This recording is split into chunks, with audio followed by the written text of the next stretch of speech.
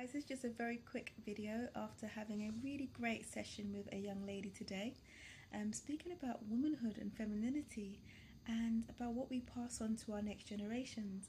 I can speak as a mother and a black woman that there's some things we pass on unconsciously, things like our housework and how to properly clean a chicken. There's things that we just pass down to us because we've seen our mothers or grandmothers doing it. And there's some things that are passed on subconsciously. Some of the things where we've met lots of women who are independent and strong and amazing women who are raising children by themselves and doing a bloody good job at it. But what they're teaching their daughters, maybe unconsciously, is how to be single mothers, but not how to be in a partnership raising a child. Not an intentional thing, but there's some things we need to be open, honest about. We need to talk about with our daughters, that being one of them. That yes, you can survive on your own, but actually it's quite great when it's in a partnership. That actually there's things about personal boundaries. We've got the metoo hashtag that's going around, which is great. I love that we are actually speaking out.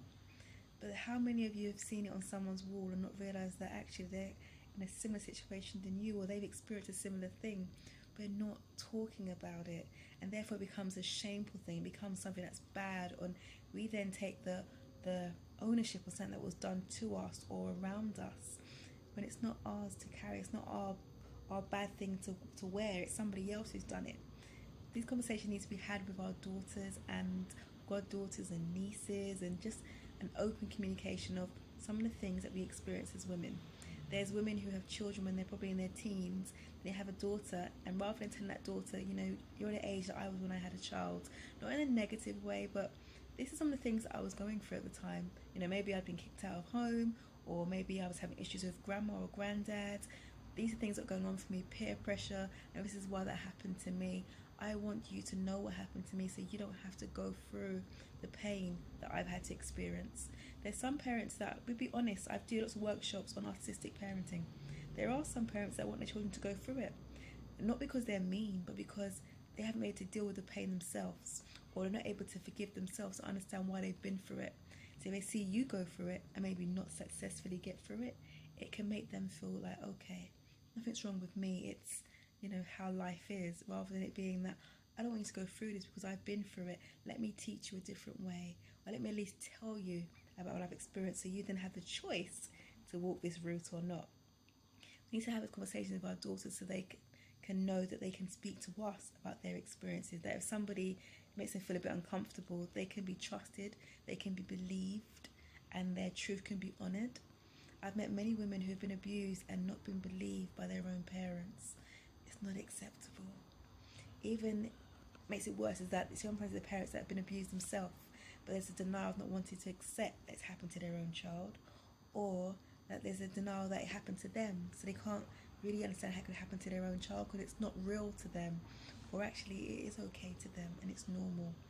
Therefore they need somebody else around them who can also speak to them honestly about what's happened to them, or what they know of what it's like to be a woman. I met women who don't know how to do a breast check for cancer.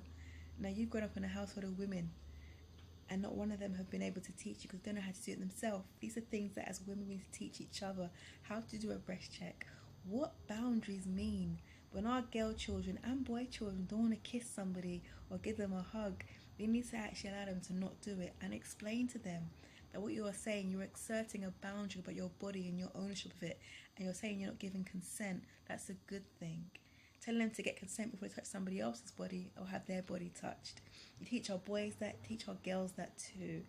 We need to start having proper conversations with our girls as women, as sisters, as aunties, as sister friends, so these things don't keep happening to us. Or when they do happen, you've got an army that are coming for you. And not just for girls, because boys are abused too, boys are hurt too, there's men that are in pain too, but right now I'm speaking to the sisters. So for the sisters, let's start talking and being open about our experiences with our daughters, with our nieces, our goddaughters, with appropriateness.